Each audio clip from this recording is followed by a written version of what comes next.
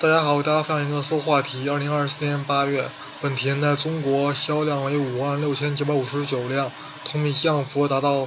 42.98%。这意味着什么？看看网友的评论，发现本田的销量快报就是跟别人不一样，别人发布销量快报都是用同比增长或同比降低这样的词儿，本田用的是同期比这样的词儿。不论真相人看来好像同比增长72.8%，不看好日系的未来了。珍惜当前的时光吧，因为现在每一天、每一周、每月、每一年，都是未来最好的每一天、每一周、每月、每一年。今天还能苟一下，本田和日产估计先挺不住，尤其是日产，就靠轩逸顶着了，没有轩逸，日产就悬了。本田能比日产多坚持一段时间，丰田会坚持比较久一些，但估计也能逃失败的命运。谁也不会想到，仅仅3年时间，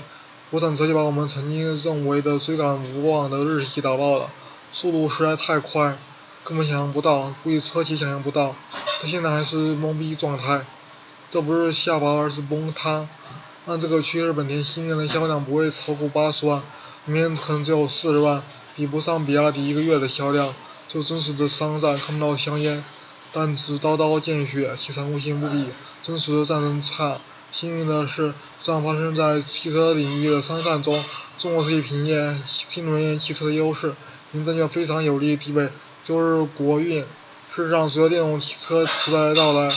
国内自主品牌的崛起，曾经创造销量神话的日系车们正在逐渐走向神坛。当前新能源汽车在国内市场渗透率不断提升，对传统燃油车的攻击越来越猛烈。不仅本田想不到，可能任何一家合资车企都没想到，中国车市变化如此之快，中国新能源汽车攻势如此之猛。在比亚迪底的一大批中国新能源汽车的猛攻下，本田等传统油车的核心卖点逐渐荡然无存。日系品牌在燃油车上领域深耕多年，上下游产业配套完善，转型新能源，上下游的企业将引起大幅的裁员和震荡，这是日本经济所不能承受的。就像合资车企对中国市场单独打造新能源生产，现普遍性率不高，大部分情况都是中方在努力推动合资产业企业产品的新能源化。对中国市场也是日系车企的一大利润来源。为了迎合中国市场，日系品牌也勉为其难地推出一些纯电动车型，因投入有限，这些车型在动力、智能驾驶、性价比和外观设计上难以与自主品牌抗衡，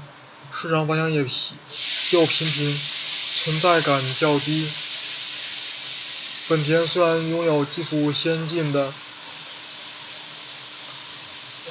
IMD 混动系统，但新能源汽车尤其是纯电动车领域，产品线相对匮乏，且价格偏高，缺乏对消费者的关键吸引力。由于日方严格控制了日系合资车企的产品话语权，所以他们越来越难以打造真正符合中国消费者需求的产品。7月份，本田宣布关闭广州和武汉的2家工厂，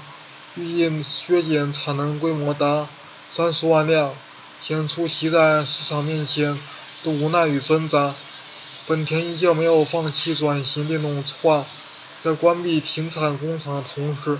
还将建设2家新的电动车工厂，希望能在电动车领域做最后一搏。